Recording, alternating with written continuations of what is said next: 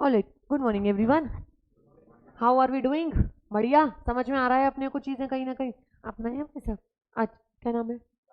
साहिल, ठीक है साहिल। ऑलराइट, कोई एक रिवीजन कर ले। फर्स्ट, कितने सेक्शन है टोटल कंपनीज एक्ट में? 470। कितने चैप्टर्स?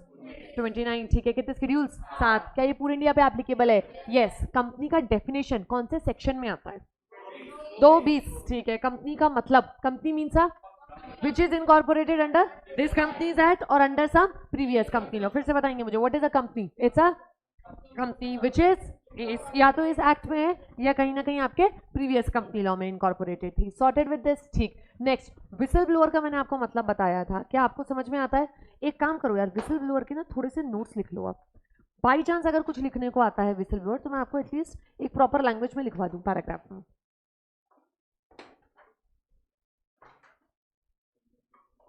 हेडिंग डालिएगा whistle blower.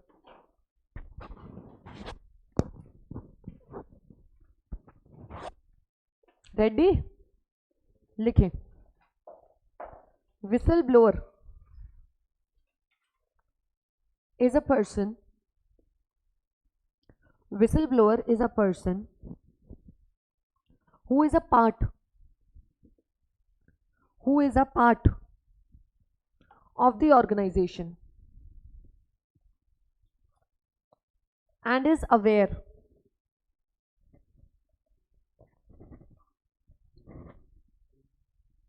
is a part of the organization and is aware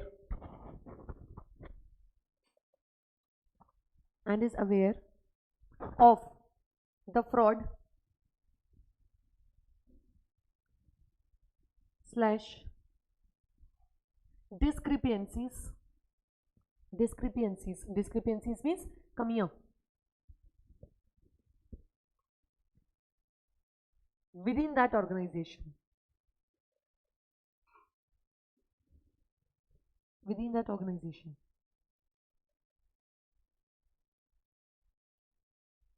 full stop। but due to fear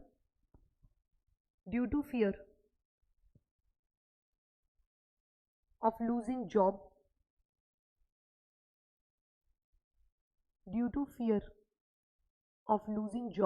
comma threat to family due to fear of losing job comma threat to family, such person does not inform the regulatory authorities about the same. Such person does not inform the regulatory authorities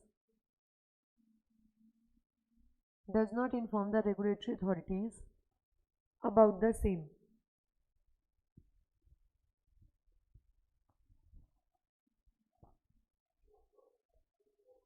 About the same। बेटा ये window खोल दे पीछे वाली। About the same, full stop। Companies Act 2013 talks about Companies Act 2013 talks about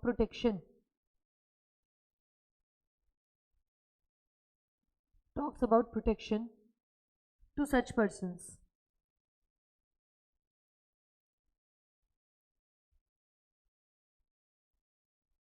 by providing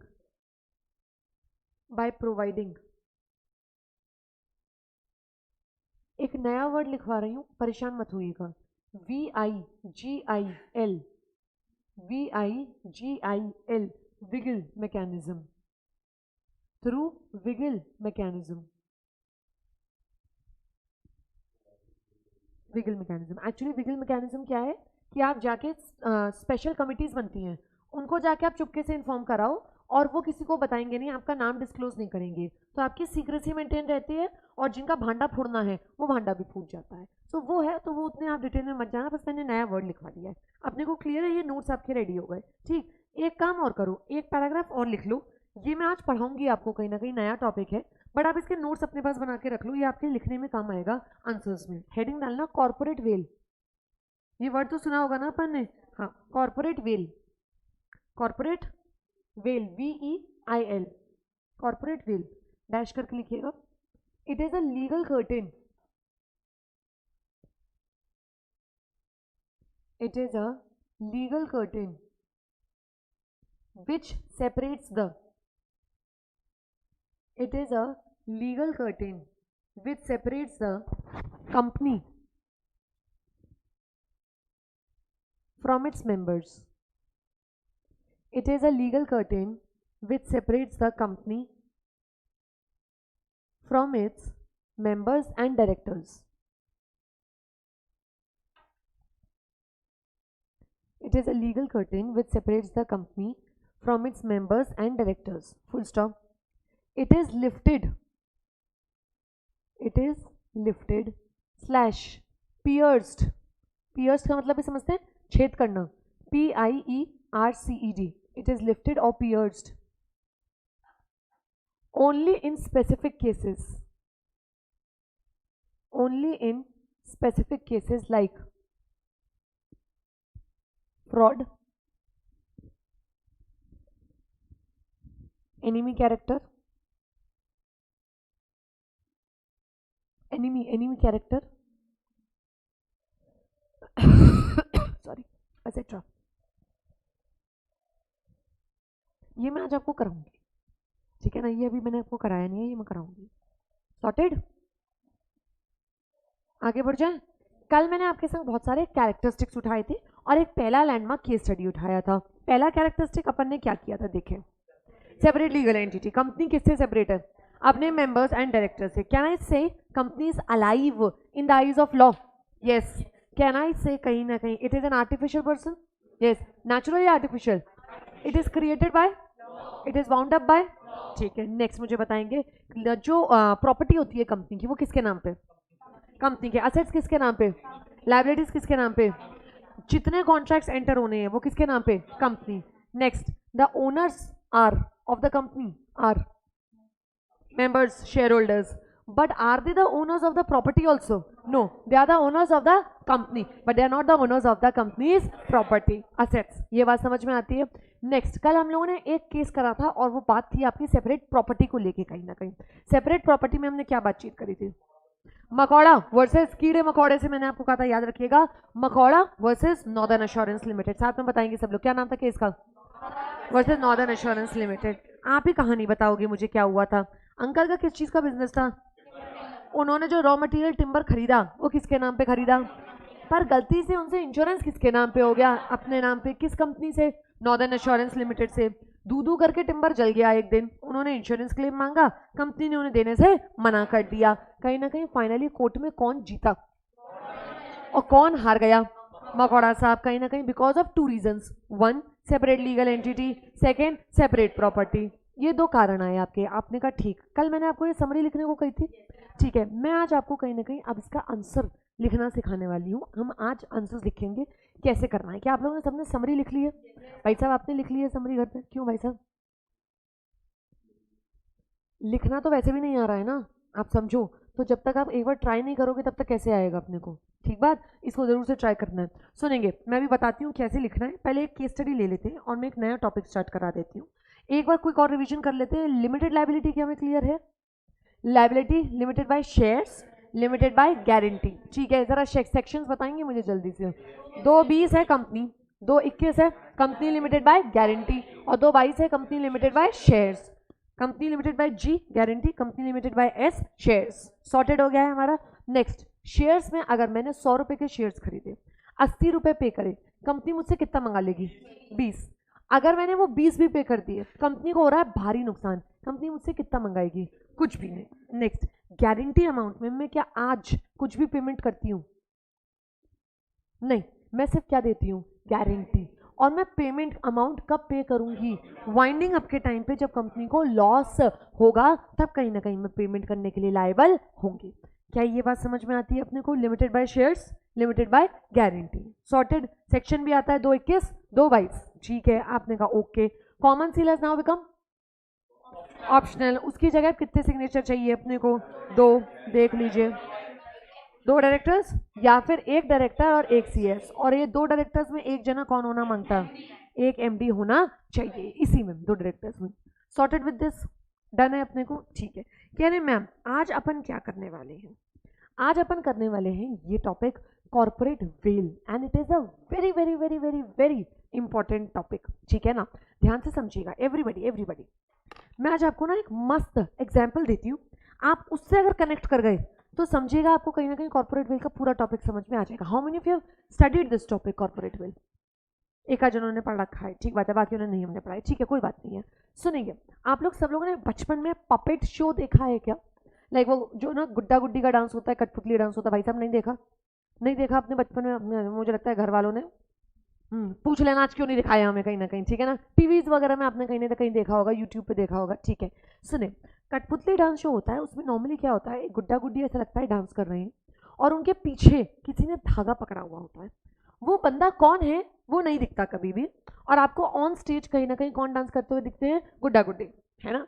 तो आपको जैसे अगर कोई डांस अच्छा लगा, जैसे आज सपोज करो मैं आपके लिए यहाँ पे परफॉर्म करवाऊँ गुड्डा गुड्डी का डांस, आपने कहा हाँ ठीक है कोई दिक्कत नहीं, आपको नहीं पता पीछे किसने धागा पकड़ा, करेक्ट है। सपोज करो सब कुछ अच्छा रहा, आपको बड़ा मजा आया, आपने आधे घंटे देखा, आपने कहा बड़ा सही था, आप बाहर निकल के इमीडिएटली क्या बोलोगे? What shall be your instant reaction? Will you ask that पर्दे के पीछे ना, जब तक सब कुछ सही चल रहा होता है यू वुड बी लाइक अच्छा था। आप मुझे प्रैक्टिकली बताइएगा, जब आप कहीं ना कहीं देखने जाते हो मूवीज वगैरह, यूजर दीपिका अच्छी एक्टिंग कर रही है, शाहरुख बढ़िया मजा आ रहा है, शाहरुख की मूवी खराब नहीं थी, आप कभी भी ये पता करने की कोशिश नहीं करते कि कैमरा किसने पकड़ा था, है कि नहीं है? आप कभी नहीं देखते कि कैमरा किसने पकड़ा था, कोरियोग्राफर कौन था, ये तो आजकल पता चलने लगा है, वरना ये भी नहीं पता चलता है डायरेक्टर प्रोड्यूसर कौन है, हमें क्या मतलब, किसने पैसे लगाए हैं, हाँ ठीक है लगाए होंगे, कब बनी मूवी, हाँ ठीक है। आप तो ऑन स्टेज देख रहे हो कौन परफॉर्म कर रहा है, एंड आप उसी को कहीं ना कहीं उसी चीज के पैसे देते हो, राइट। शाहरुख ने मूवी अच्छी बनाई या शाहरुख ने अच्छी मूवी करी एक्टिंग? शाहरुख ने अच्छी मूवी एक्टिंग नहीं करी। सल्लू भाई, सलमान भाई अच्छी मूवी ईद पे, समथिंग लाइक दिस यू से। सिमिलरली जब कठपुतली डांस है तो आप नॉर्मली बाहर जाके क्या कहते हो? यार मजा आया। जो अगर डांस आपको मजा नहीं आया, आपको अच्छा नहीं लगा, आपने कहा यार एकदम पैसे बेकार हो गए, कभी मजा नहीं आया, कोई अच्छा नहीं था, कुछ नई चीज नहीं थी, दैट्स व्हाट यू से, दैट्स इट, करेक्ट है। इससे ज्यादा तो आप ढूंढने की कोशिश नहीं करते हो। प्रैक्टिकली कौन ढूंढने की कोशिश करता है कि पीछे कौन था? कोई नहीं, नोबडी। बट सपोज करो मैं इसको थोड़ा सा पलट दूं, आपके सामने कठपुतली डांस चल रहा है, ठीक बात है, बढ़िया मजा आ रहा था, गुड्डा गुड्डी डांस कर रहे थे एकदम सही। अचानक से आप देखते हैं कि एक गुड्डे के हाथ में एक हरे रंग का बड़ा सा बॉम्ब है, और उसमें अचानक वो एकदम से नीचे आया, उसने यहाँ हाथ हिलाया और आप देखते हो उसके हाथ में बॉम्ब, टिक टिक 1, टिक टिक 2, टिक टिक 10 तक ही चलेगा, उसका वो फट जाएगा। जितनी तसल्ली से आप अभी यहाँ बैठे हो और मुस्कुरा रहे हो, उतनी ही स्पीड में आप बाहर भगते हुए जाओगे, दो चार तो कहीं खिड़की से कूद जाएंगे, क्या भैया रास्ता कहीं से सीढ़ियों से यहाँ स्लिप मारते हुए जाएंगे, एकदम डाइव करते हो, और किसी तरीके से आप अपनी जान बचाओगे, है कि नहीं है? मुझे बताइएगा, मैं प्रैक्टिकल बात बता रही हूँ आपको, बिल्कुल ठीक बात है, यही तो करोगे। अब एकदम से पुलिस आ गई, मीडिया आ गई आपको कवर करने के लिए, हाँ कह रहे भाई साहब क्या हुआ था, हाँ भाई साहब क्या हुआ था,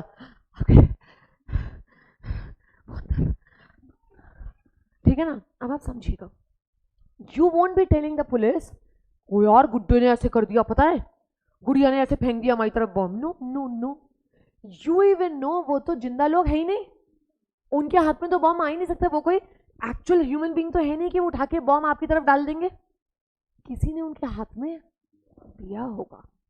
And you would be telling the police, you would be telling the CBI, you would be telling the media that please go and figure out who was there behind it.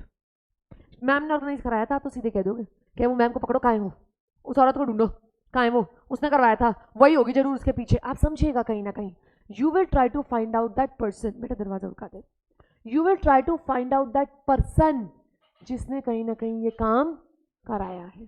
पहले वाले केस में आपने कभी नहीं ढूंढा, कोई भी नहीं पूछा कि किसने, परंतु दूसरे वाले केस में आपने पूछा क्यों, क्यों? कहीं ना कहीं दूसरे वाले केस में गलत हो रहा था। बॉम्ब नॉर्मली आपके हाथ में आ नहीं सकता अगर आप आर्टिफिशियल पर्सन हो तो। ऑन द सेम पैटर्न आपका कॉर्पोरेट वेल काम करता है। कॉर्पोरेट वेल बेसिकली क्या है? It's a legal curtain. Legal curtain मतलब एक्चुअल का कर्टेन नहीं है कि आप किसी कंपनी में चले गए देखने के लिए, कहा पर्दा कहाँ है भाई साहब, मैम कह रही थी पर्दा होगा, पर्दा असली में नहीं है। पर्दे का बेसिकली मतलब है कि जब तक सब कुछ ठीक चल रहा है, ठीक का मतलब है कोई फ्रॉड या ऐसी कोई बू नहीं आ रही है, आपने का प्रॉफिट हुए कंपनी के, लॉस हुए कंपनी के, आपका जब नेटवर्क नहीं आता तो आप क्या कहते हो, जियो के नेटवर्क नहीं आ रहे, या आप कहते हो मुक्कू भाई नेटवर्क नहीं आ रहे, मुक्कू भाई ने नेटवर्क खराब कर दिया। यू नेवर ब्लेम मुक्कू भाई, यू सिंपली ब्लेम जियो। ठीक है, आपने कहा रिलायंस ट्रेंड्स बहुत बढ़िया चल रहा है, दैट्स अ थिंग। आपने कहा यार ये एशियन पेंट्स का पेंट अच्छा नहीं है, क्वालिटी अच्छा नहीं है, that means you blame the paint, Asian paints. You don't find out who the owner is, do you? No you don't. But जब किंगफिशर में फ्रॉड हुआ, किंगफिशर में घपला हुआ, डिड यू से किंगफिशर ने घपला किया या डिड यू से विजय माल्या ने किया? जब हर्षद मेहता स्कैम पकड़ा गया, उसकी कंपनी थी बकायदा ग्रोमोर, ग्रोमोर लिमिटेड ने फ्रॉड किया या हर्षद मेहता ने स्कैम किया? जब सहारा के मालिक सुब्रत रॉय ने स्कैम किया तो आपने क्या कहा, वो सहारा टीवी ने एकदम बेसहारा कर दिया हमें, या डिड यू से सुब्रत रॉय ने ये काम किया? You blame the person, because the truth is a company can not do the fraud kind of thing in itself. उसके पीछे जरूर कोई बैठा होगा, उस कर्टन के पीछे, जो कंपनी के नाम पे, कंपनी के ऊपर इल्जाम डाल के फ्रॉड करने की कोशिश कर रहा होगा।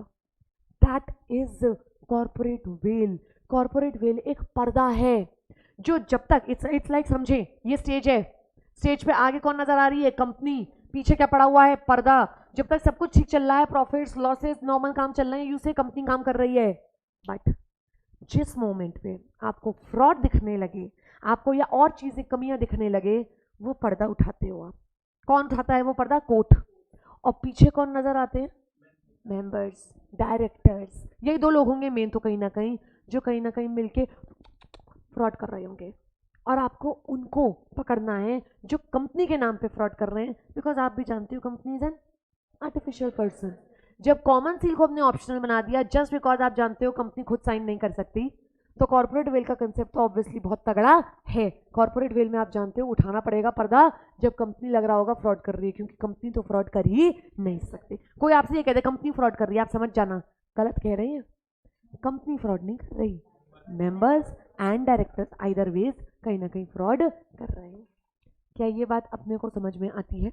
कॉर्पोरेट वेल का मतलब समझ में आता है? कोई कंफ्यूजन, क्लैरिटी है अपने को? क्या मैं इसमें केस स्टडीज लेना स्टार्ट कर दूं थोड़ा थोड़ा?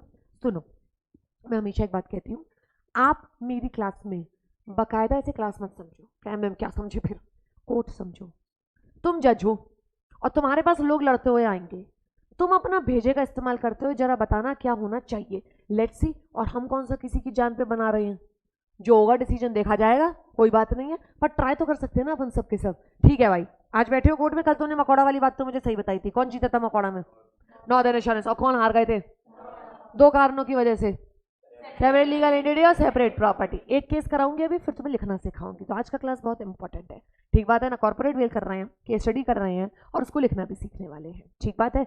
अब आपको स्पीड पे ध्यान देनी पड़ेगी, आंसर्स तो मैं लिखने सिखाऊंगी, बट स्पीड को आप मेंटेन करने वाले हो, करोगे? ठीक है। नेक्स्ट, आप लोगों ने, कितने लोगों ने अकाउंट्स पढ़ी हुई है 11th-12th में? ठीक है। लास्ट में वाइंडिंग अप करने का तरीका आता है क्या? क्या होता है तरीका? हाँ नहीं, वो सब छोड़ो, मुझे अकाउंट का जरूरत नहीं है, रिवैल्यूएशन अकाउंट अकाउंट। मुझे ये बताओ, असेट्स बेचे, लायबिलिटीज पे ऑफ करी, लायबिलिटीज को पे करने का ऑर्डर क्या होता है? यही मैं पूछना चाह रही हूँ, क्या इसको मैं लिख दूं ऑर्डर ऑफ पेमेंट बेटा? ठीक है। सबसे बाहर के क्रेडिटर्स में भी सिक्योर्ड पहले या अनसिक्योर्ड? सिक्योर्ड। सिक्योर्ड मतलब जो कहीं ना कहीं हमारे से असेट मॉर्गेज पे लिए हुए हैं, ठीक है ना? सबसे पहले और पेमेंट होता है सिक्योर्ड। सेकंड, सिक्योर्ड क्रेडिटर्स लिख देती हूँ, अनसिक्योर्ड। थर्ड,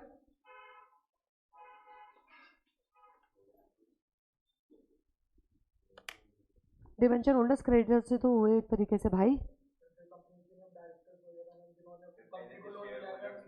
हाँ तो वो सब क्रेडिटर्स में तो चले गए। तो ये मैंने क्या लिखा है, preference share holder, equity share holder नहीं लिखा है? नशेबाज आदमी सुबह सुबह कौन सा नशा करता है? पीएसएच और ईएसएच का मतलब क्या है? प्रेफरेंस और इक्विटी। तो पहला किसका होता है? नॉर्मल, सिंपल, मैं ब्रॉड कैटेगरीज कर रही हूँ, सिक्योर्ड, अनसिक्योर्ड, प्रेफरेंस और इक्विटी, है ना? यही तो कैटेगरीज होती है। क्या we know this order of payment? Everybody knows about this? Alright, कहानी स्टार्ट करूँ मैं आपके संग? पहली मैम बताओ ना, पहली कहानी बताओ हमें कहीं ना कहीं। ये देखो,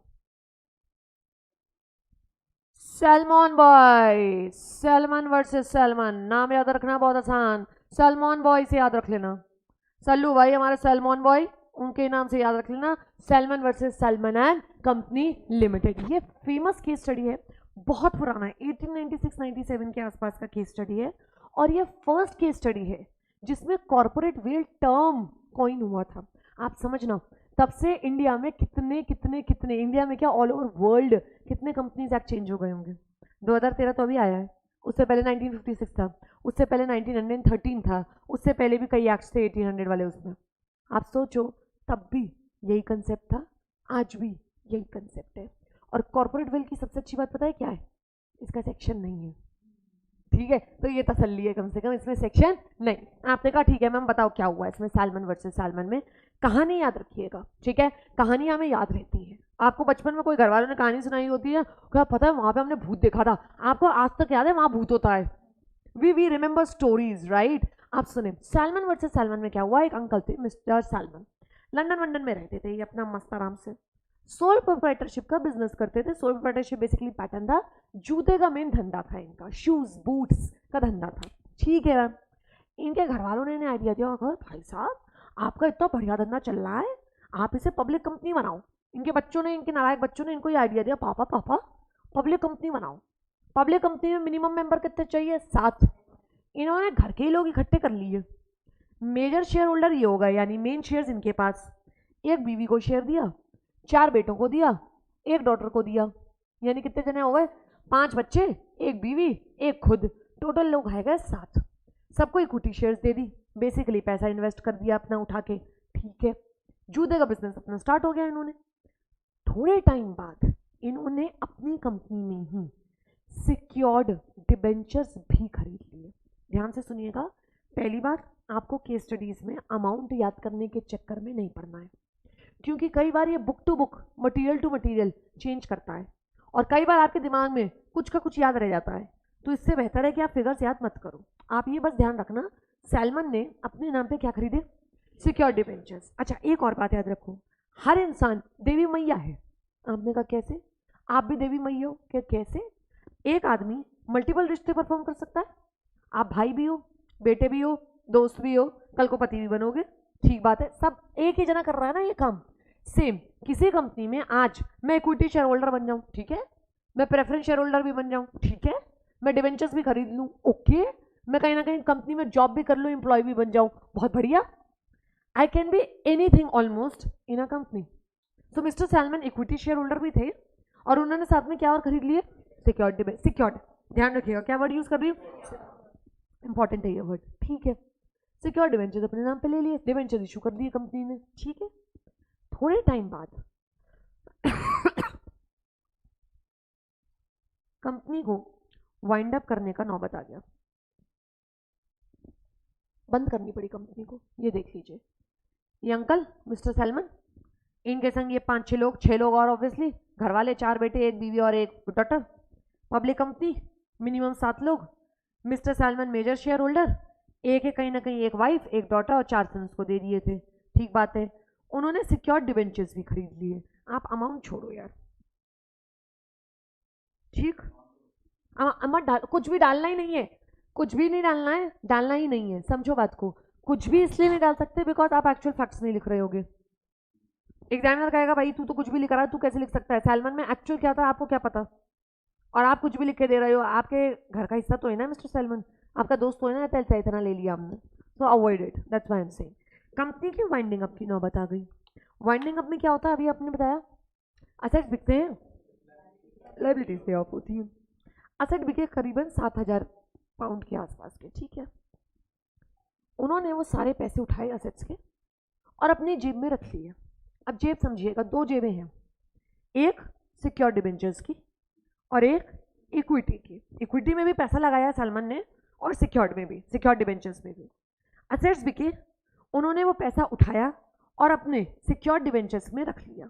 फिर भी पूरे सिक्योर्ड डिबेंचर्स पे ऑफ नहीं हुए, थोड़ा अमाउंट उनका लॉस ही हुआ, और इक्विटी का तो जितना था वो पूरा लॉस हो गया।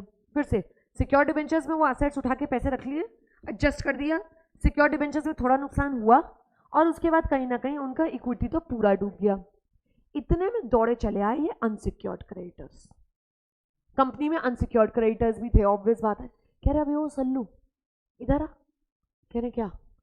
कह रहे एसेट वाला पैसा हमें दे, सलमान ने कहा भाई ऑर्डर ऑफ पेमेंट नाम की चीज समझते हो? ऑर्डर ऑफ पेमेंट में पहला किसका आता है? सिक्योर्ड। दूसरा किसका आता है? अनसिक्योर्ड। तो मैंने तो ये पैसा सिक्योर्ड के रूप में रख लिया है।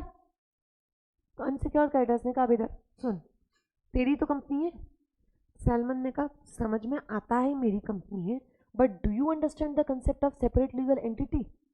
मान लो, सोचो, मान लो आज अगर मैं सिक्योर्ड डिबेंचर होल्डर नहीं होता और मेरी जगह लेट से प्रिया होती, तो क्या प्रिया अपना हक नहीं जमाती उन असेट्स पे? क्या वो सिक्योर्ड डिबेंचर्स के रूप में वो पैसा नहीं रखती? बिल्कुल रखती। तो जस्ट बिकॉज मैं इक्विटी शेयर होल्डर हूं कंपनी में, इसलिए, सिर्फ इसलिए आप मुझे पैसे नहीं रखने दोगे? अनसिक्योर्ड क्रेडिटर्स कह रहे हैं तू बकवास कर रहा है, तू नई कंपनी खोली है, तू चालू बना कर रहा है हमारे संग, चल चल चल चल चल कोर्ट चल। अब दोनों जने लड़ते हुए कोर्ट आ गए हैं, अनसिक्योर्ड क्रेडिटर्स का ग्रुप और मिस्टर सलमान, और आप कोर्ट में खड़े हुए हो एज अ जज। सोच के बताना कौन जीतेगा और क्यों? क्यों? उसने सिक्योर्ड के बेसिस पे लिया, उसने इक्विटी में तो एडजस्ट नहीं किया। एक बात बताना, क्या यहाँ फ्रॉड की बू आ रही है? नहीं। क्या यहाँ कॉर्पोरेट वेल लिफ्ट करने की जरूरत है? नहीं। नॉर्मली कंपनी वाइंड अप हुई है, वाइंडिंग अप में ऑर्डर ऑफ पेमेंट यही तो होता है, देख लो, सिक्योर्ड, अनसिक्योर्ड, प्रेफरेंस और इक्विटी। पहला हक किसका होता है? सिक्योर्ड का। तो मिस्टर सलमान ने किसके नाम पे रखे हैं वो पैसे? सिक्योर्ड। अगर मिस्टर सलमान की जगह कोई भी और जना होता है, हिमांशु होते वहां पे कहीं ना कहीं, तो उनको पैसे मिल जाते ना असेट्स के, फिर तो ना अनसिक्योर्ड क्रेडिटर्स हक जमाते, फिर भी तो उन्हीं को दिए जाते जिसके नाम पे सिक्योर्ड डिबेंचर्स हैं। देयरफॉर इस केस में कॉर्पोरेट वेल तो हमने टर्म कॉइन किया, वी डिक्लेयर्ड कॉर्पोरेट वेल क्या होता है। कोर्ट ने ये डेफिनेशन जो मैंने आपको लिखवाई है, ये डेफिनेशन इस टाइप की दी भी, बट कॉर्पोरेट वेल लिफ्ट नहीं किया गया। फिर से, कॉर्पोरेट वेल लिफ्ट नहीं किया गया। बात समझो, बात समझो। सबसे आगे कंपनी कौन नजर आ रहा है? सबसे आगे कौन? सलमान एंड कंपनी लिमिटेड, ठीक है।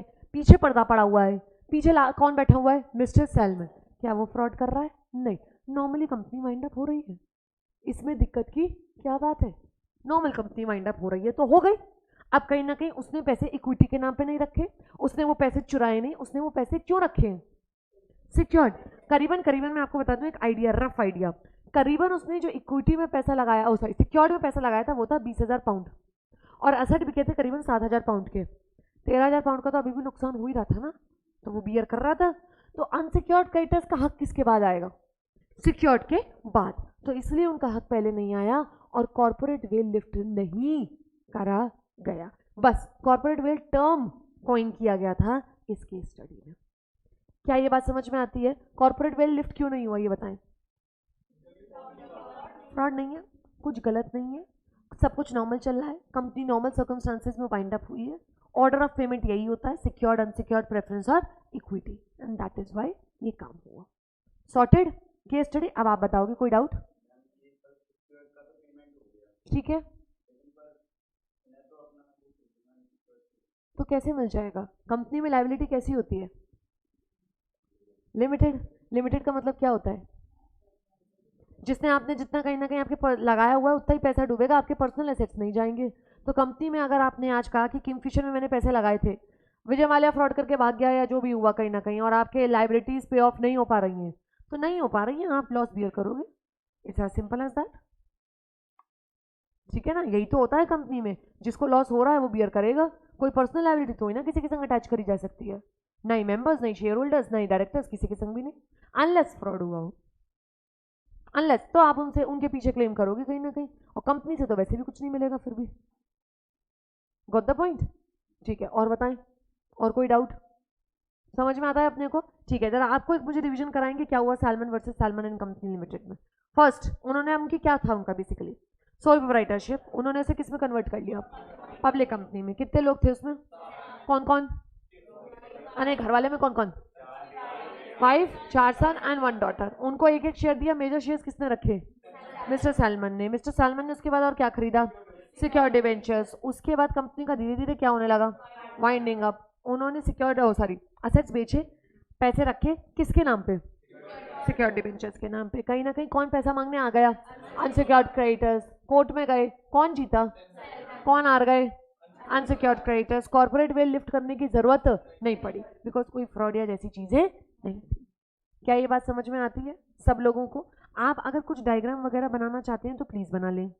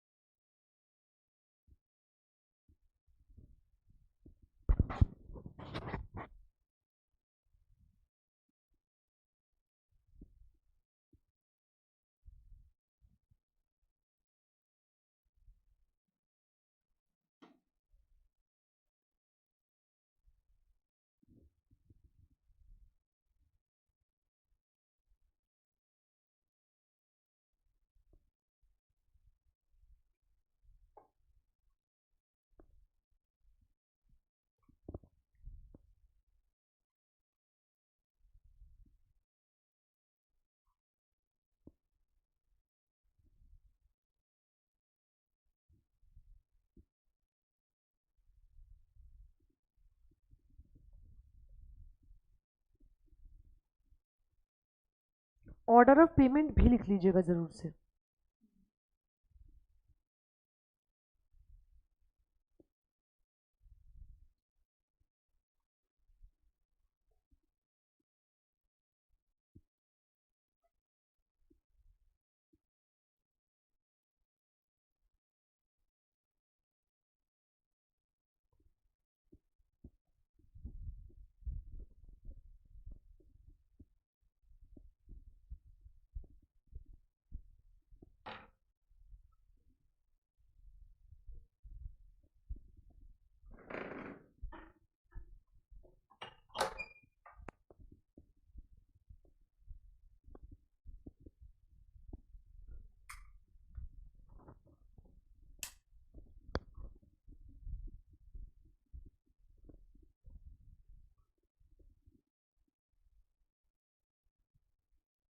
आप अमाउंट ना लिखना चाहें तो चलेगा मेरे को, ठीक है ना, बिकॉज याद नहीं रखना है अपने को एज सच।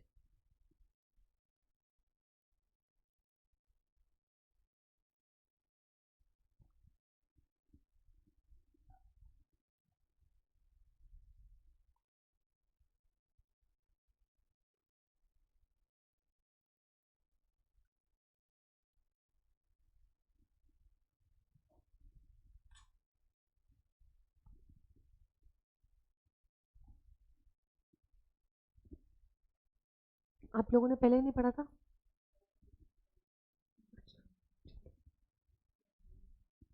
अभी समझ में आता है। और कहानियां याद रखिएगा, कहानियों से ज़्यादा कुछ, आप एक बार भी किसी को एक कहानी सुनाओगे ना अपने दोस्त को बैठा के, या बैठ चल आ जा तुझे सुनाते हैं, आपको एकदम ध्यान हो जाएंगी चीज़ें, ठीक है ना, भूलोगे नहीं आप। और सिंपल भाषा में करो इस चीज़ को, टेक्निकल वर्ड्स यूज़ करोगे नहीं कर पाओगे। बुक में नाम दिए हुए जस्टिस वगैरह, लॉर्ड मैकनॉटन, अरे करना क्या है अपने को अंकल का, जिसने भी जो भी डिसीजन दिया, सिंपल बोला करो कोर्ट ने पास किया। ये फॉरेन का कोर्ट है तो फॉरेन के कोर्ट्स का नाम अलग हुआ करता था, हमें क्या करना है उस सबका, ठीक बात, सॉर्टेड। एक बार क्विक बताएंगे मुझे रिवीजन क्या क्या हुआ था, जरा मुझे बताएं। फर्स्ट, मिस्टर सैलमन का बिजनेस था, किस चीज का, शूज का। उन्होंने उसका सोल प्रोप्राइटर को किस में कन्वर्ट कर लिया, पब्लिक कंपनी में। कितने लोग हो गए, आपको बोलने में कष्ट है तो फिर बताएं। 7 लोग हो गए कहीं ना कहीं। Major shareholder mister Salomon, एक एक शेयर उन्होंने अपने घर वालों को दे दिया, घर वाले जो भी थे ठीक है। उन्होंने कहीं ना कहीं इवेंचुअली क्या खरीद लिए, सिक्योरिटी बेंचर्स। तुरंत वाइंडिंग अप पे मत पहुंच जाइएगा, पहले क्या दिलवाइएगा उनको, सिक्योरिटी बेंचर्स। सिक्योरिटी बेंचर्स खरीदे, फिर क्या होना स्टार्ट हुआ कंपनी का, वाइंडिंग अप। वाइंडिंग अप हो गया कहीं ना कहीं, फिर क्या हुआ, का उन्होंने असेट्स बेचे और अपने पास वो पैसा रख लिया, किसके नाम पे, सिक्योरिटी बेंचर। दो आपके पास पॉकेट्स हैं, सिक्योर्ड, इक्विटी, उन्होंने किसके नाम पे रखा, सिक्योर्ड। कौन मांगने आ गए पैसे, अनसिक्योर्ड, उन्होंने मना कर दिया। लड़ते लड़ते कोर्ट पहुंचे, कोर्ट ने किसके फेवर में डिसीजन पास किया, सैलमन। और कॉर्पोरेट वेल लिफ्ट करने का जरूरत नहीं पड़ा। ये बात समझ में आता है अपने को पक्का से। मैं अब आपको आंसर लिखना सिखाऊं। आपने अगर क्वेश्चन देखा हो एग्जाम में, तो what do, they make the same case study, they change हल्के से फैक्ट्स। मिस्टर सैलमन की जगह नाम डाल देंगे मिस्टर संजू, उसमें डाल देंगे लेट से कुछ बिजनेस करते थे, लेट से किसी चीज़ का, स्टील का, और ऑलमोस्ट सारी बातें सेम टू सेम होती हैं। यही होता है कहीं ना कहीं आपका, ठीक है। अब आप केस स्टडीज बेस्ड क्वेश्चंस को कैसे करोगे, ठीक है। सारा आपका पूरा पेपर, मेजॉरिटी पेपर जो आता है केस स्टडीज आता है, आपने देखा होगा, कहानी आती है, डायरेक्ट क्वेश्चन है, आसान है करना, आप पॉइंट्स में आंसर लिख सकते हो कहीं ना कहीं, प्रोविजंस अपने लिखे, बात खत्म हो गई। पैराग्राफ्स में आज से आंसर्स,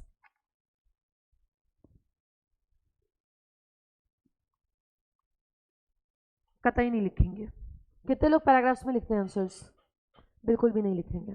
पैराग्राफ को छोड़ना पड़ेगा और इसे छोड़ने में समय लगेगा, ठीक है, ये एक बीमारी है, तो इसको हमें छोड़ते छोड़ते टाइम लगेगा।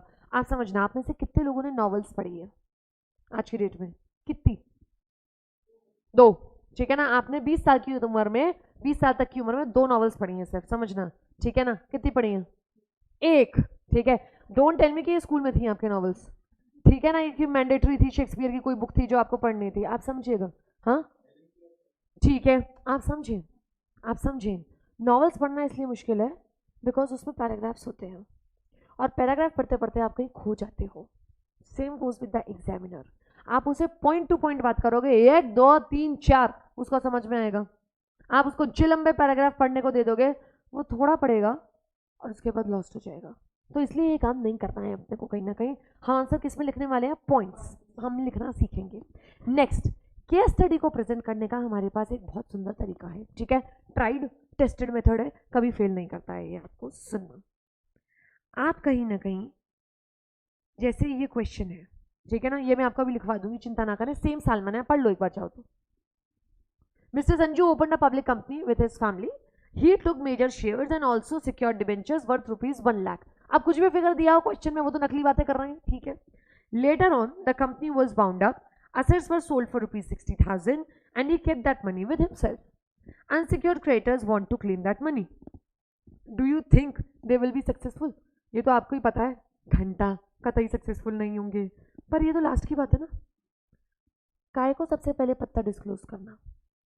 Let's make sure that examiner हमारा पूरा आंसर पढ़े। अगर आपने बिगनिंग में यस लिख दिया ना, क्या मजा, एकदम बिगनिंग में आपने लिख दिया यस यस और no no they will not be successful, कोई मजा नहीं, वो तो पत्ता वहीं खुल गया। अभी आगे एग्जामिनर क्यों पढ़ेगा आपका answer? Let us force him to read our entire answer whether it is right और wrong. Let us force him. First, आपका आंसर अपने आप लेंदी हो जाएगा हमारे इस मेथड से। सेकेंड, आपका कंक्लूजन सही है या गलत है पता नहीं, पर कहीं ना कहीं आप लास्ट तक जा रहे हो, लास्ट तक सुन रहे हो, पढ़ रहे हो, एग्जामिनर पढ़ेगा कहीं ना कहीं आपका आंसर, तो वो कुछ मार्क्स तो देगा ही देगा। आओ कैसे करना है अपने को कहीं ना कहीं देखिए। ये क्वेश्चन समझ में आ गया ना संजू वाला? आपको क्वेश्चन सैलमन पे है आपका कहीं ना कहीं। आप अपने आंसर को देख से 3 से 4 पार्ट्स में डिवाइड करिए, ठीक है। 3 या 4 पार्ट में आपका पूरा आंसर आएगा। कैसे मैम कैसे? 3 पार्ट तो जो नॉर्मली आएंगे ही आएंगे, ध्यान से सुनिएगा। वो है facts of the case, provisions और कंक्लूजन। जहां लैंडमार्क केस स्टडी है, लैंडमार्क केस स्टडी का मतलब होता है उसकी ओरिजिनल केस स्टडी, जैसे सैलमन की इसमें है तो डाल दीजिए। कैलकुलेशन कहीं दिखाना है, कैलकुलेशन दिखा दीजिए, और अगर नहीं है तो 3 पार्ट्स में आंसर खत्म, फैक्ट्स प्रोविजन कंक्लूजन। वरना facts landmark case study provision conclusion, या facts provision calculation conclusion. So you have to decide answer 3 से 4 पार्ट में आएगा, मिनिमम 3 मैक्सिमम 4, और बकायदा हेडिंग डालिएगा। ये देखिए पॉइंट फॉर्मेट में मैंने सबसे पहले एक रोमन नंबर डाल दिया फैक्ट्स ऑफ द केस। तमीज से फॉलो करिएगा इस पैटर्न को, कहीं ना कहीं आप समझें। थ्योरी में 2 ही चीजें हैं, एक चीजें ध्यान रखनी और दूसरा उसे प्रेजेंट करना। हम अक्सर थ्योरी में अकाउंट्स में क्या है, बैलेंस शीट खींची, लाइनें बनाई, आपने फटाफट फटाफट काम कर दिया, बैलेंस शीट मिलानी है। यहाँ क्या है, आंसर सबको सेम ही पता है, पूरी दुनिया को पता है सैलमन साहब जीते थे, बाकी लोग हार गए थे, परंतु how to present that answer. अब आज आपके पास केस आ गया है कहीं ना कहीं संजू साहब का, you have to make sure that you get full marks in that. You start with facts of the case, और फैक्ट्स ऑफ द केस में मैंने आपको कह दिया कहीं ना कहीं ये दिमाग साइड में रख देना टेबल के पे। कह रहे मैम क्या करें दिमाग का? कुछ नहीं करना है, आपको जो एग्जाम में क्वेश्चन दिया हुआ है सिर्फ उसे 2 बार पढ़ना है, that's it. You just have to read the question given in the exam twice. इससे कई चीजें होंगी, आपने क्वेश्चन पढ़ लिया, क्योंकि आपको कहीं ना कहीं रीडिंग टाइम में वो क्वेश्चन पढ़ने में नहीं आते हैं इतने सारे। सेकंड, आपको ये समझ में आ गया कि ये क्वेश्चन इन्होंने पूछा कहाँ से है, कंपनीज एक्ट का कौन सा हिस्सा है जो ये लोग पूछ रहे हैं। थर्ड, आपने फैक्ट्स ऑफ द केस में क्या किया, बेसिकली समरी कर दी है जो क्वेश्चन में दिया हुआ है। देखें, mister Sanju open a public company holding major shares and secured debentures. मैंने एक्स्ट्रा पॉइंट सारे हटा दिए, बेटे के संग, बीवी के संग, कितने शेयर्स, कितने डिबेंचर, कुछ नहीं कुछ नहीं कुछ नहीं। मैंने सेंटेंस कंबाइन किया, समरी बना दी। मैंने क्या किया, mister Sanju open a public company holding major shares and secured debentures. मुझे बताना पूरी बात हो गई कि नहीं हो गई? हो गई। सेकंड पॉइंट देखना, later on company was bound up and assets were sold for ₹60,000। ये क्वेश्चन में ही दिया हुआ है, मैंने क्वेश्चन से ही उठाया है, मैं अपना दिमाग इस्तेमाल नहीं कर रही हूँ एज सच, सिर्फ समरी बना रही हूँ। And mister Sanju kept that money with himself. ठीक, आपसे पूछा है do you think they will be successful unsecured creditors. आप एग्जाम में क्वेश्चन पलट के नहीं पूछोगे। मैंने आपसे पूछा व्हाट इज योर नेम, आप कह रहे वो छोड़ो, व्हाट इज योर नेम। आप एग्जाम में क्वेश्चन नहीं पूछोगे बिकॉज आप तो आंसर कर रहे हो। फैक्ट्स ऑफ द केस 2 या 3 पॉइंट से ज्यादा नहीं होना चाहिए। नेक्स्ट, अगर क्वेश्चन 3 नंबर के आसपास का है या 2 नंबर के आसपास का है तो फैक्ट्स ऑफ द केस गायब कर दीजिएगा। फैक्ट्स ऑफ द केस फिर लिखने की जरूरत नहीं है। फैक्ट्स ऑफ द केस आप लिखिएगा सिर्फ 5 या 6 नंबर के क्वेश्चन में, 4 नंबर के क्वेश्चन में भी चलेगा। पूछो क्यों? फैक्ट्स ऑफ द केस में ना तो आप दिमाग लगा रहे हो ना एग्जामिनर, सिर्फ आप एग्जामिनर के लिए चीजें आसान कर रहे हो और अपने लिए भी। आपको इसी बहाने 2 बार क्वेश्चन पढ़ने का टाइम मिल गया, वो आपको फैक्ट्स ऑफ द केस में हार्डली आधा नंबर देगा, but it will work as the cherry on the cake, because आपने इससे क्वेश्चन पढ़ लिया और आपने क्वेश्चन को समराइज कर दिया. अगर एग्जामिनर के पास क्वेश्चन पेपर नहीं भी है तो भी कोई दिक्कत नहीं है, वो आपके क्वेश्चन के फैक्ट्स में से अच्छा कह रहा, अच्छा ये वाला आंसर बच्चा कर रहा है, सॉर्टेड. ठीक, फैक्ट्स ऑफ द केस सिर्फ जो एग्जाम में क्वेश्चन दिया है उस बारे में बात करेगा सल्लू भाई, सलमान भाई को इसमें घुसाना नहीं है.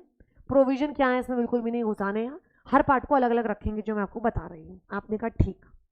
सेकंड आया लैंडमार्क केस स्टडी, और आप बकायदा लिखोगे लैंडमार्क केस स्टडी और उसके आगे पूरा नाम केस का क्या है, जैसे मकौड़ा versus northern assurance limited, next salmon versus salmon and company limited.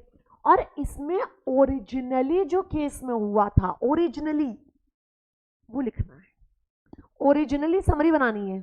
क्या हुआ था जरा मुझे बताएंगे, क्विक इंग्लिश में बताएंगे, हिंदी में नहीं. अब हाँ, हाउ विल यू राइट, हाँ हाँ हाँ हाँ मिस्टर सैल्मन, हाँ इंग्लिश में. हाँ, mister salmon had a public company of shoes in which he was a major shareholder. He later on purchased secured debentures. The company was wound up. The unsecured creditors claim, unsecured creditors aa gaye pehle. The assets were sold and he kept that money with himself in the name of secured debentures. The unsecured creditors wanted to claim the money, but the court passed the decision in favor of Mr. Salman against, जैसा भाई साहब कह रहे थे, unsecured creditors. Full stop.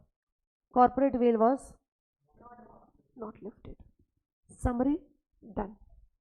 अब आप इसे point में लिखना चाहो पॉइंट में लिख लो, लैंडमार्क केस स्टडी को अगर आप समरी फॉर्मेट में लिखना चाहो तो उसमें लिख लो, पर हिंट दिए दे रही हूँ 6 से 7 लाइन से ज़्यादा नहीं होना चाहिए.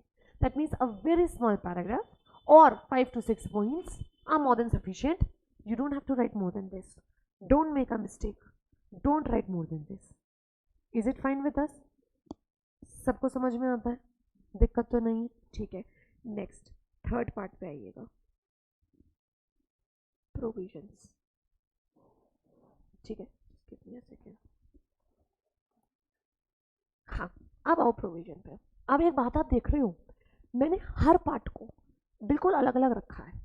मैंने फैक्ट्स उठाए क्वेश्चन में से, मैंने लैंडमार्क केस स्टडी में कुछ भी जिक्र नहीं किया संजू का, मैंने प्रॉपर जिक्र सिर्फ किसका किया है मुझे बताइए, सैल्मन भाई का. फैक्ट्स क्वेश्चन में से उठाए, अपना कोई दिमाग नहीं लगाया. मैंने लैंडमार्क केस स्टडी जो ओरिजिनल कहानी पड़ी हुई है सिर्फ उसके बारे में बताया और कौन जीता था ये बता दिया. थर्ड मैंने बताया प्रोविजंस, और प्रोविजन में अब आप लैंडमार्क केस स्टडी की बात नहीं करोगे, अब आप मुझसे संजू की बात नहीं करोगे, आप इससे रिलेटेड प्रोविजंस बताओगे. अब जहां सेक्शन डाल सकते हो इंपॉर्टेंट ऑब्वियसली रेलिवेंट वाला सेक्शन, वो रेफरेंस में डाल दीजिए. कहीं ना कहीं ये कॉर्पोरेट विल का टॉपिक कंपनी से रिलेटेड है, आप यहाँ पे कंपनी का सेक्शन डाल सकते हो. आपकी फर्स्ट लाइन नॉर्मली अगर जैसे प्राइवेट कंपनी है तो आपने प्राइवेट कंपनी का सेक्शन डाल दिया, ओपीसी है ओपीसी का सेक्शन डाल दिया, एंड सो ऑन, राइट. आप कहीं ना कहीं यहाँ पे as per section 2(20) of companies act 2013 हमने कंपनी की डेफिनेशन डाल दी. देख लो, company means a company which is incorporated under this act और अंडर एनी प्रीवियस लॉ. मुझे सोच के बताओगे इसके अलावा कौन से रेलेवेंट पॉइंट्स होंगे जो आप समझा सकते हो इस आंसर में.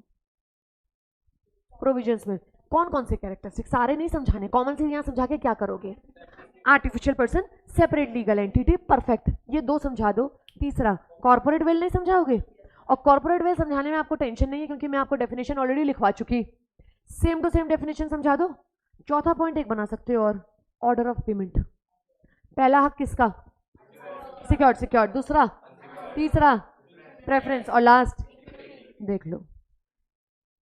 अब आप बकायदा हेडिंग बना लीजिएगा. चौथा वाला ऑर्डर ऑफ पेमेंट लिखना चाहो लिख लो, नहीं लिखना चाहो दैट्स योर कॉल. ठीक है ना, आप बकायदा हेडिंग बनाइए. जहां हेडिंग बना सकते हैं, जहां नहीं बन सकता वहां छोड़ो, कोई बात नहीं है. जहां बना सकती हो वहां बना दो. प्रेजेंटेशन का भी बाप है ये basically presentation. Separate legal entity एक लाइन में समझा दो, company separate from its members and it has its own existence.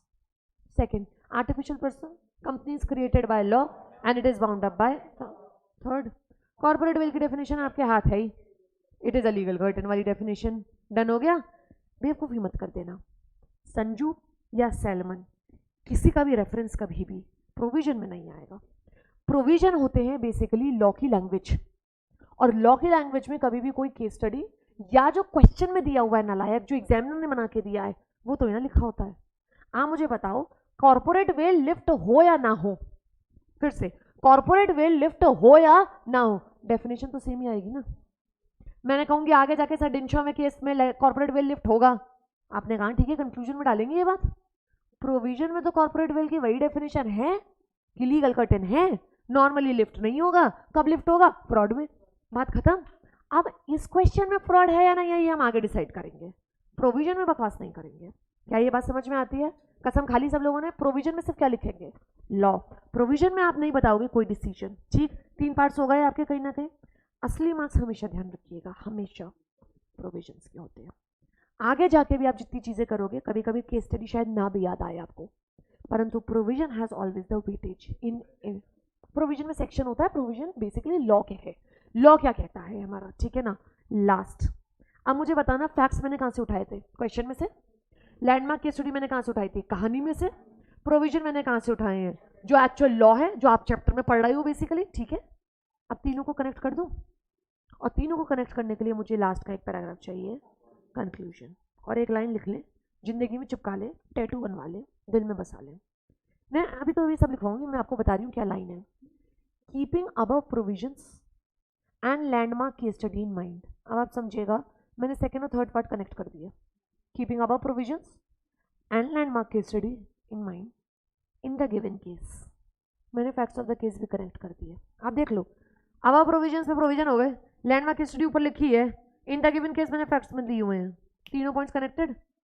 अब लास्ट में आप बता देना, अगर क्वेश्चन में पूछा है will mister Sanju be successful, आप कहते हैं mister Sanju will be successful. आपसे पूछा है will the unsecured creditors be successful, आपने कहा no, the unsecured creditors will not be successful. Please remember to answer whatever the question has asked. If they are asking will Sanju win, तो कहना yes Sanju will win. आपसे पूछा है will unsecured creditors win, तो आप कहते हैं no they will not win. You have to read the question again. Last में उन्होंने क्या पूछा है, मैं आपसे पूछ रही हूँ व्हाट इज योर नेम, तो अपने ही बताना, what is your father's name, तो अपने पिताजी का ही बताना। आप उल्टा नहीं कर सकते। सेम कंक्लूजन में बस जो पूछा है उसको एक लाइन में लिख के खत्म कर देना बात को, ये आएगा आंसर लिखने का तरीका। अब मुझसे मत पूछना मैम लेंथ कितनी, मैम कितना बड़ा आंसर लिखें, भाई ये मैं कौन होती हूँ बताने वाली। ये तो जब आप इतना बड़ा आंसर लिखोगे, 4 पार्ट में आंसर डिवाइड करोगे, तो एक पन्ना तो तुम्हारा अपने आप भर जाएगा।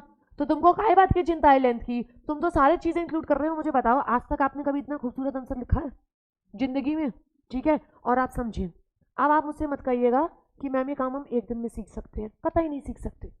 आज तो मैंने आपको सिर्फ फॉर्मेट लिखने का तरीका सिखाया है, और होमवर्क में क्वेश्चन दूंगी मकौड़ा वर्सेस नॉर्दर्न एश्योरेंस का इस पैटर्न पे लिखने के लिए। आप एक बार करके आओगे, फिर गलत करोगे, फिर 4 बार करोगे, फिर 10 बार करोगे, जब तक रोज नहीं करोगे तब तक ये काम नहीं बनेगा। और अगर आप मुझसे ये कहोगे कि मुझे समझ नहीं आया, तो भाई समझ तो उस इंसान को कतई नहीं आ सकता जो अपनी कॉपी कोरी कागज छोड़ के आया है, जो थोड़ा बहुत भी ट्राई करके आया है, कुछ करके आया है, उसके पास इंप्रूवमेंट का स्कोप है। जिसने एक कदम भी नहीं बढ़ाया, कॉपी खाली छोड़ रखी है, तो भाई उसका भला तो मैं भी नहीं कर सकती, कोई नहीं कर सकता उसका भला। क्या ये बात समझ में आती है? ठीक है। अब आप एक काम करें, शांतिपूर्वक ये बना लें, ठीक है। आप ये क्वेश्चन भी लिख लो ऑब्वियसली, और फास्ट करिएगा ये काम प्लीज, ठीक है ना। लिखने का काम है, फास्ट करना है। किसको नहीं आया समझ में? एक और बात बताओ, तुम अभी अब आंसर लिख लोगे इस पैटर्न पे, सेंटेंस तो बेसिक इंग्लिश बनानी पड़ेगी भाई, 40 नंबर की इंग्लिश भी तो देने जा रहा है तो कहीं ना कहीं, ठीक है ना। ठीक है, लिखना स्टार्ट करें। ये मेथड आप लोगों ने कभी पढ़ा ही नहीं, ये वाला जो आप पेपर देखे थोड़ा सा करा था थोड़ा, पर यार पता है आप समझो, लिखने का कोई ऐसे कोई आप एक वीडियो क्लास देख लोगे यूट्यूब पे और आप सोचोगे उससे हो जाएगा, कैसे हो जाएगा जब तक प्रैक्टिस नहीं करोगे। हाँ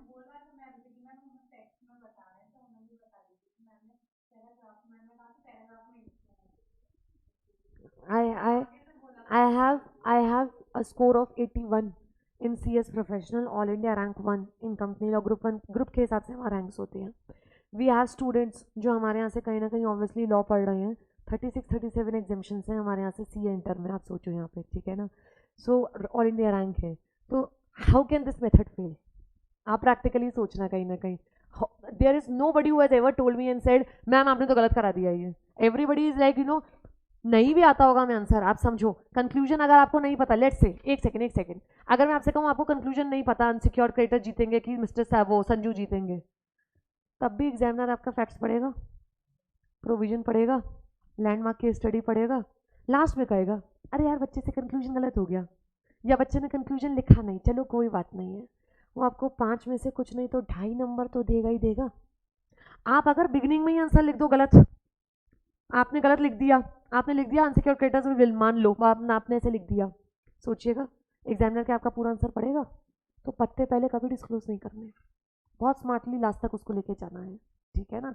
आपके कुछ क्वेश्चंस आए हैं ऐसे, आपने पिछले सालों के अगर क्वेश्चन पेपर देखे हो, होल्डिंग सब्सिडरी वगैरह के जो क्वेश्चंस आए हुए हैं, एक आध बहुत टिपिकल आए हैं, बहुत टिपिकल, तो कहीं ना कहीं वो कैसे होंगे, नहीं आता आंसर तो प्रोविजन तो नंबर ले लो कम से कम अपने पास, है कि नहीं, दिख रहा है अपने को।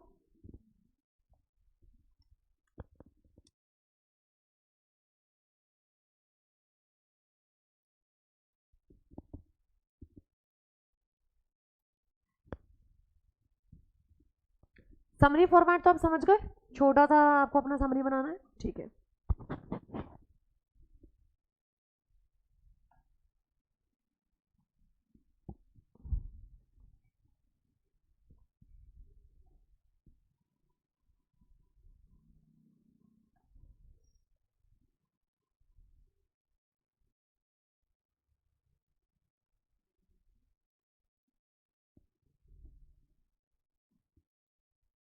I'll be putting this class on YouTube as well. आज वाला जो क्लास है I'll be putting it on YouTube. We have our YouTube channel with the name Navni Bharti. Instagram पे भी सेम अकाउंट है, आपको अगर कुछ इन्फॉर्मेशन चाहिए, आप कुछ फॉलो करना चाहते हो तो you can always follow that, ठीक है।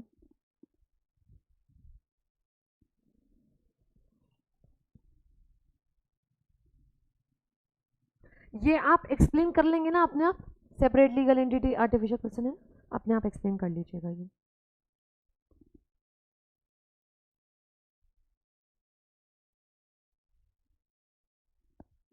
किस पॉइंट में है बेटा, ठीक है।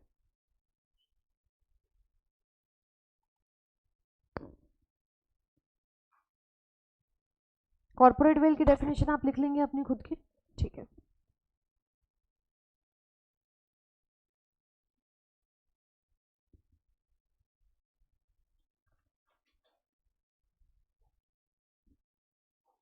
ठीक, ये कंक्लूजन लिख लीजिए।